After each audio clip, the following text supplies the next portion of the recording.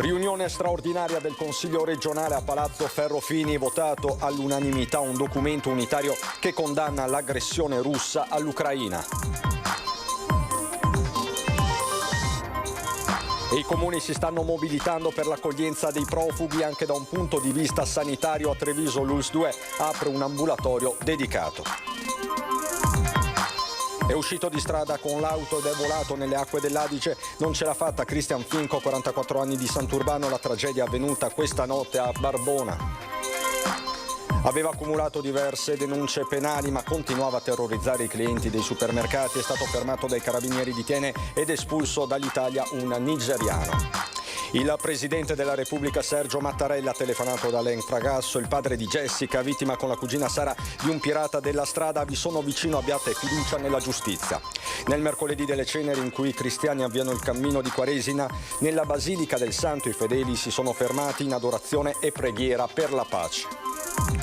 Il Carnevale di Venezia si è concluso in bellezza con la tradizionale incoronazione della Maria, che per l'occasione ha indossato un nuovo splendido abito, fusione tra passato e futuro.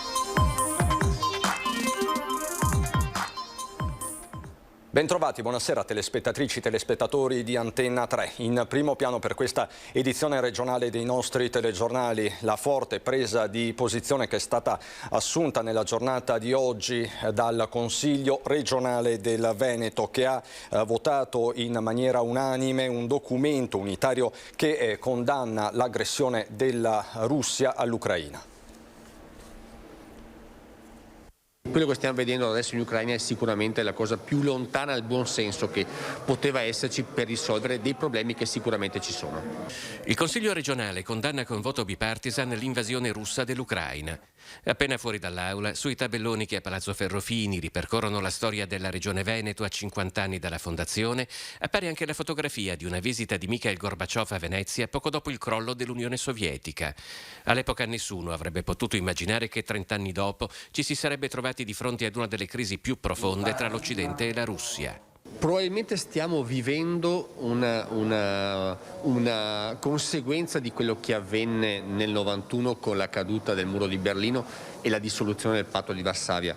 Molte cose non risolte in quel momento probabilmente ce le siamo portati fino ai nostri giorni. Ciambetti ricorda ad esempio come a fine gennaio, e citando proprio la Costituzione italiana, si fosse fatta largo la proposta di un Donbass, provincia autonoma dell'Ucraina, sul modello dell'Alto Adige. Le regioni a maggioranza russofona hanno situazioni diverse da quelle di Leopoli vicino alla Polonia, quindi è un territorio molto esteso, molto grande, con realtà molto diverse da una parte all'altra.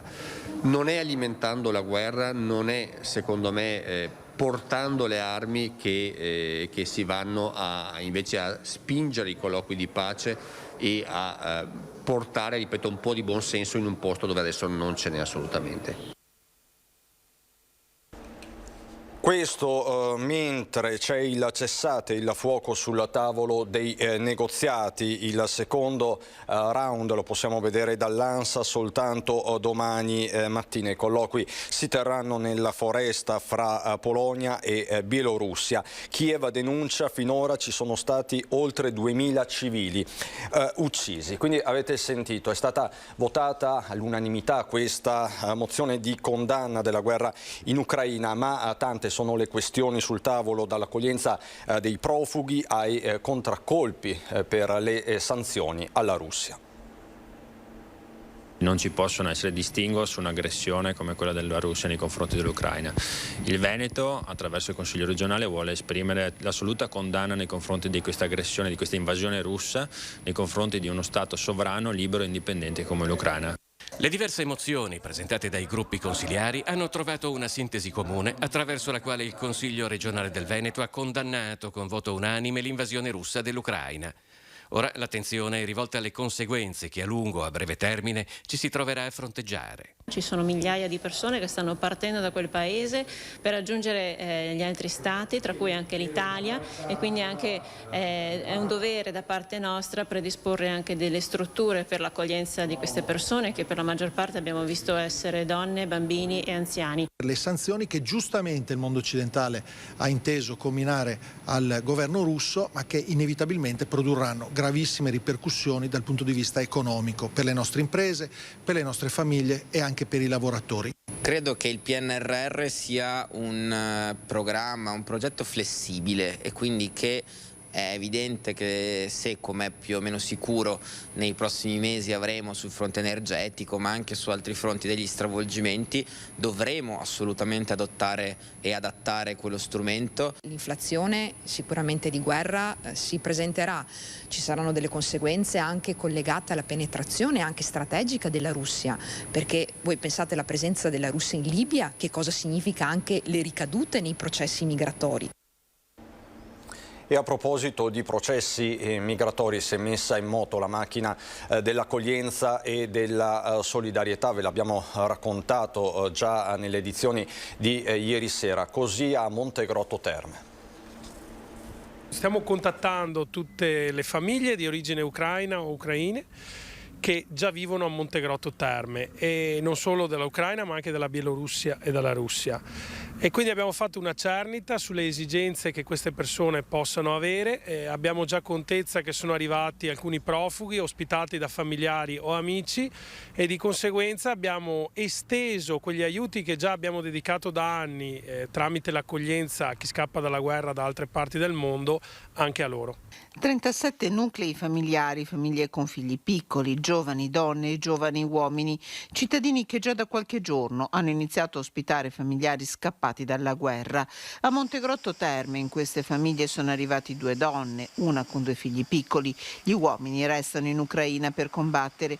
I prossimi attesi sono anziani. Stanno arrivando anche degli anziani che spesso trovano delle difficoltà alle frontiere, dove aspettano anche più di 70 ore per riuscire a passare e venire in Unione Europea. Si attendono disposizioni da Prefettura e Governo a Montegrotto Terme, uno dei 4 comuni della provincia di Padova del progetto SAI, ex SPRAR, che già accoglie rifugiati afghani, pakistani e dell'Africa subsahariana. Per ora le famiglie ucraine fanno fronte in proprio alle necessità dei loro cari, ma potrebbero a breve essere necessari alloggi. Noi in questi giorni abbiamo attivato il banco alimentare che funziona ormai da alcuni anni per 3 giorni alla settimana grazie all'associazione Hauser e di dare la possibilità di ampliarsi, perché appunto qualora arrivassero numeri importanti, immaginiamo che le famiglie che ospitano queste persone, parenti o conoscenti, ovviamente hanno sulle loro spalle anche l'onere appunto di ospitarli e per dare loro un supporto sia dal punto di vista dei generi alimentari ma anche di vestiari. Dialogo con gli ucraini ma anche con i russi e i bielorussi che vivono nel comune. Dobbiamo iniziare a costruire la pace innanzitutto nel dialogo tra le comunità che sono presenti nel nostro territorio, per fare in modo di alleviare le sofferenze da qualsiasi parte esse siano e di sperare che chi si occupa di politica a livello internazionale trova una soluzione per un stop a questa guerra. Il filo dell'accoglienza lega Padova, Belluno, Montegrotto a Sedico. Vi proponiamo adesso la testimonianza straziante di una giovane ucraina arrivata ieri a Sedico con la figlia, il fratello e la mamma. Mio papà e mio marito combattono per la nostra patria, spero finisca tutto presto. Queste le sue parole. Siamo arrivati ieri, siamo di Kiev.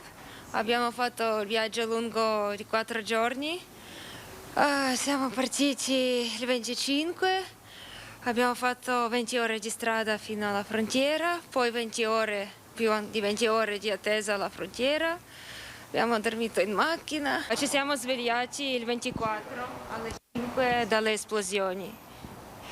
Eravamo molto spaventati, abbiamo preso le valigie e siamo andati fuori città. Per il momento ci sembrava che fosse più tranquillo, ma siamo stati un giorno lì, abbiamo visto che non cambia nulla, era molto difficile, ho detto no, devo portare via i bambini. Mio papà è militare.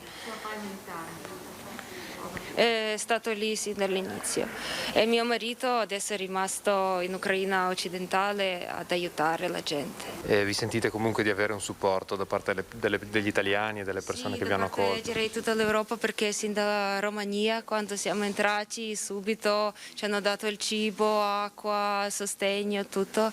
Anche poi in Ungheria, perché abbiamo dormito una notte in Ungheria.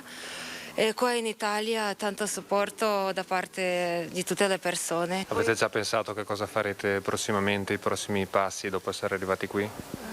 Per il momento vogliamo stare un po' in sicurezza, cerchiamo di capire come andrà la situazione più tardi e se potremo tornare, perché ci piacerebbe anche magari tornare quando sarà calmata, e preghiamo e speriamo che finisca. Questa è la testimonianza di Victoria. C'è un lato umano ma c'è anche un lato sanitario, con l'ULSS 2 Trevigiana che aprirà un laboratorio dedicato.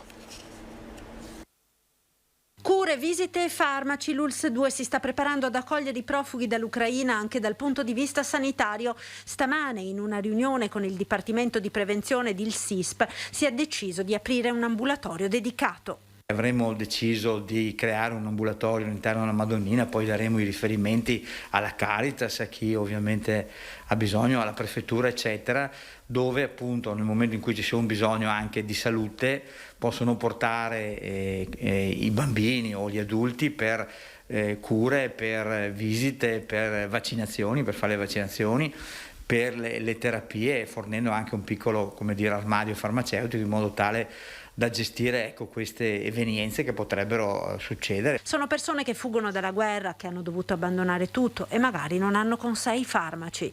Può esserci qualche diabetico, può essere qualcuno che ha una cardiopatia, per cui cerchiamo in qualche modo di agevolare creando questo ambulatorio alla Madonnina che servirà appunto per dare una risposta sanitaria a queste persone. Altra questione è quella del Covid, anche perché, sottolinea l'azienda sanitaria, la percentuale di vaccinati è bassa. Fino al 31 marzo c'è la disponibilità del Covid Hotel di Valdobbiadene per isolare eventuali positivi, ma i posti non sono molti. I posti dove abbiamo una convenzione con l'Istituto di San Gregorio per le pulizie e per i pasti sono massimo 26. Attendiamo appunto indicazioni anche dalla Protezione Civile regionale per capire un attimino se vanno allargati in base ovviamente all'affluenza che ci sarà. Sarebbe importante, continua il direttore generale, che la gestione di queste eventuali problematiche avvenisse sulla base della località di destinazione. Sarebbe opportuno che se queste persone hanno collegamenti su Padova oppure su altre città, che direttamente poi vadano là, facciano il tampone e poi da là parta l'isolamento in caso di positività. La cronaca ci porta nel Padovano per una notte davvero tragica a Barbona.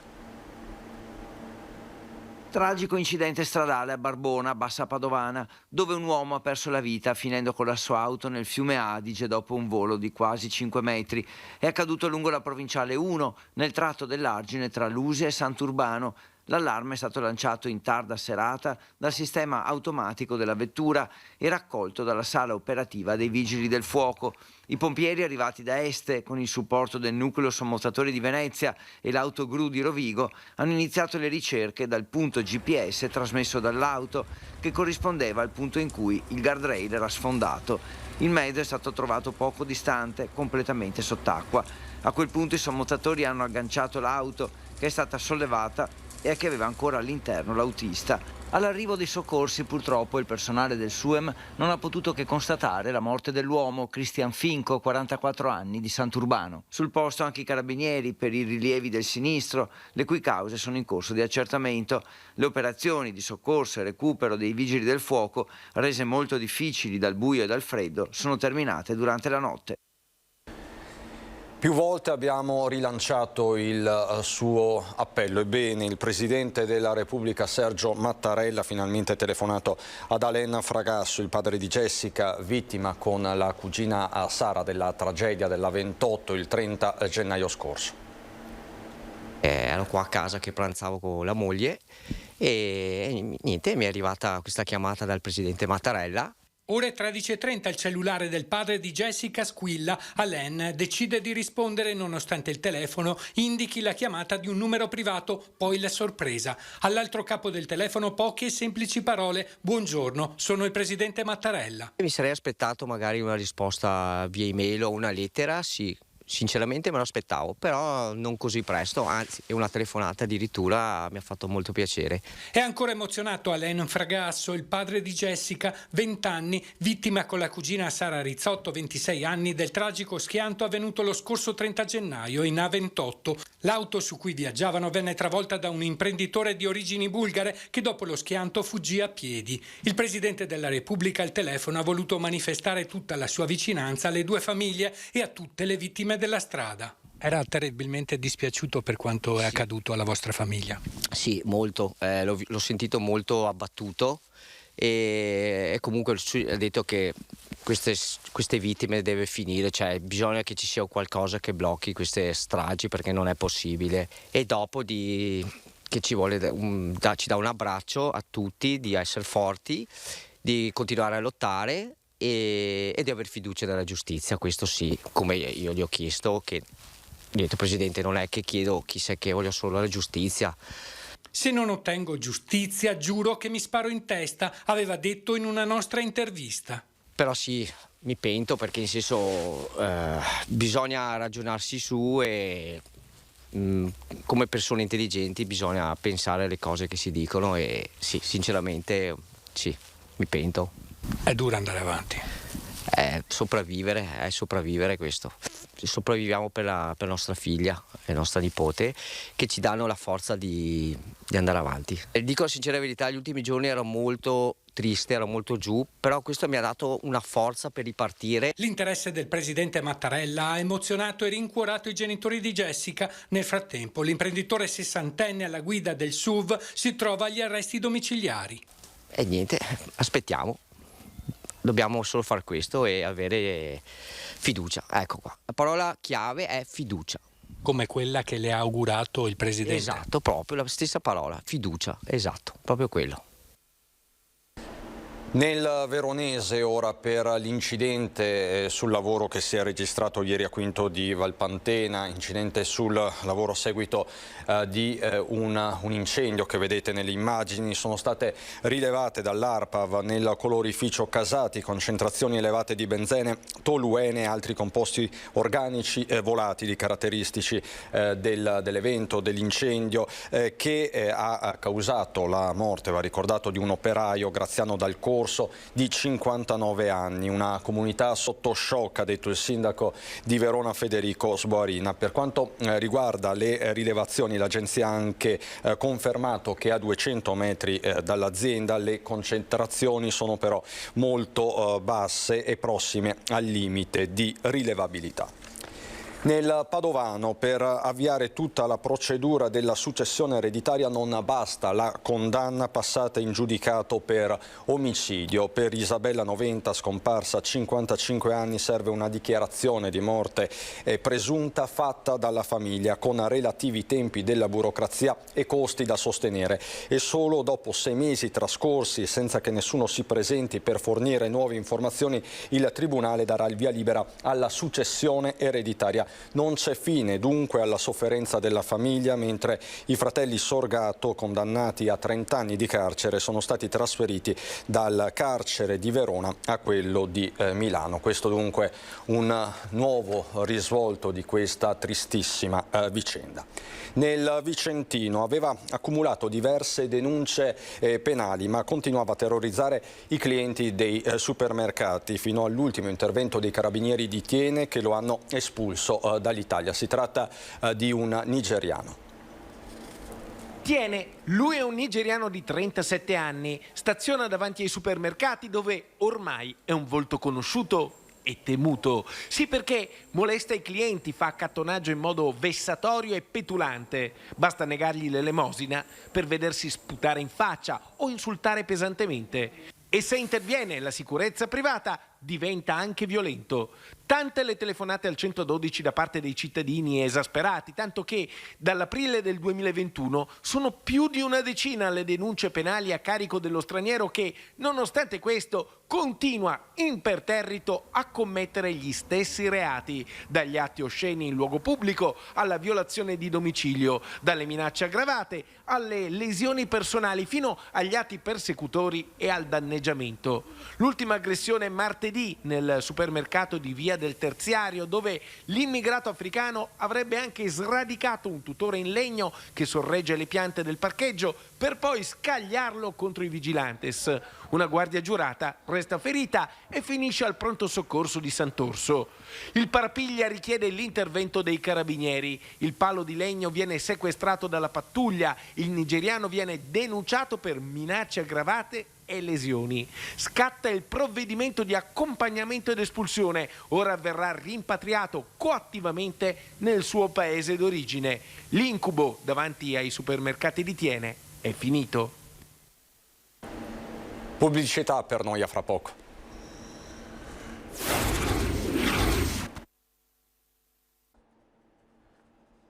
Di nuovo in studio per andare a Padova, alla Basilica del Santo. Oggi mercoledì delle Ceneri e c'è la preghiera per la pace. Come ha suggerito Papa Francesco, per la pace in Ucraina bisogna pregare ogni giorno e così nella Basilica del Santo, il mercoledì delle Ceneri, con cui prende inizio la Quaresima, si trasforma in una giornata di digiuno e di preghiera intensa per la pace. 3 ore dedicate in particolar modo al difficile momento che si vive in Europa e sono stati molti i fedeli che hanno pregato in silenzio davanti all'altare principale della Basilica. Sempre il cammino quaresimale è caratterizzato da una preghiera più intensa. Le difficili situazioni che stiamo vivendo tutti, in particolare alcune popolazioni colpite da questa violenza, ecco, credo che tutto questo chieda ancora di più la nostra preghiera, anche se a volte sembra che sia inutile, no, fermarci a pregare. In realtà è un dono grande che possiamo fare a tutto il mondo. Per un credente la preghiera non è mai inutile e anche se le condizioni sono difficili, la sua importanza è fondamentale. Già il fatto di poterci fermare e di ascoltare se nel nostro cuore ci siano chiusure, violenze, egoismi, ecco, questo sia un dono grande, no? Perché la pace nel mondo parte innanzitutto dagli sforzi che ciascuno di noi singolarmente può e deve fare per una vita più pacifica. Una preghiera di pace ripetuta poi in serata sul sagrato della cattedrale, con la preziosa collaborazione dei vigili del fuoco per alimentare un vero e proprio braciere di pace, alla presenza di molte associazioni, compresa la comunità cattolica ucraina di rito bizantino. E inevitabilmente oggi si tirano le somme anche del Carnevale, soprattutto del Carnevale di Venezia. La voglia di libertà e la capacità evocativa del Carnevale di Venezia hanno richiamato in città visitatori da 160 nazioni, comprese Australia, Figi e Nuova Zelanda. Il Carnevale si è concluso con numeri importanti. La giornata con più presenza è stata sabato 27 febbraio con un picco di 98.000 persone. Un carnevale diffuso sul territorio con eventi e spettacoli ovunque per garantire la massima sicurezza. 1100 spettacoli in tutti i Wonder Point, 118 artisti, 50 ore di spettacolo a Nebula Solaris, il dinner show. È stato un carnevale pazzesco nonostante la pandemia. Un'edizione costruita con l'amministrazione comunale e con le forze dell'ordine e con l'USL, last minute, per ridare una ripartenza a questa città con una sua delle manifestazioni più tradizionali e più attese. La risposta del pubblico è stata molto positiva e c'è stato un forte interesse per questo carnevale diffuso in tutti i campi, in tutte le strade della terraferma e delle isole. Venezia è tornata a risplendere con bellissime maschere che hanno sfilato per le calli nella suggestiva cornice di Piazza San Marco. Remember the Future, il tema scelto per questa edizione. Un viaggio tra passato e presente che ha trovato la sua massima espressione con l'abito indossato dalla Maria vincitrice del Carnevale, Alice Vars, creato per l'occasione dall'estro di Francesco Brigi dell'Atelier Pietro Longhi. Una perfetta fusione tra passato e futuro che invoca la pace.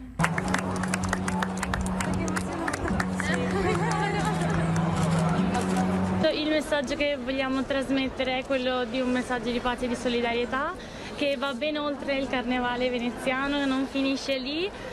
Ovviamente la manifestazione è importantissima per la città di Venezia, ma si tratta anche di andare oltre, di mandare un messaggio di speranza, un raggio di luce a tutti quanti per tornare a sorridere e con la massima serenità.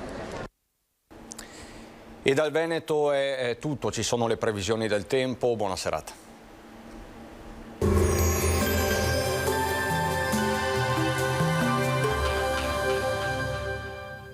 Da 150 anni, Nardo Giovanni Terrazzi alla Veneziana. I pavimenti più belli del mondo. Benvenuti al meteo. Prosegue la fase stabile al nord-est grazie all'alta pressione ben salda sul nostro territorio. Vediamo insieme il dettaglio di giovedì 3 marzo. Sul Veneto affluiscono correnti umide dai quadranti meridionali, ma sulla nostra regione il tempo si manterrà asciutto e soleggiato. Il cielo sarà sereno o al massimo poco nuvoloso con qualche addensamento innocuo. Temperature minime in aumento, sotto zero solamente sul Bellunese, tra 1 e 3 gradi altrove, massime stazionarie sui 10-13 gradi. Spostiamoci ora sul Friuli Venezia Giulia, anche qui tanto sole dappertutto come vediamo, su tutti i settori cielo sgombro da nubi. Temperature minime tra -1 e 3 gradi, massime sui 10-12 gradi. Infine diamo uno sguardo alla situazione del Trentino Alto Adige, dove non sono attese piogge, avremo un ampio soleggiamento, insomma nulla di particolare da segnalare. Temperature minime intorno a 1-2 gradi, massime sui 15 all'incirca. Dal meteo di Antenna 3 per ora è tutto, grazie per l'attenzione, arrivederci.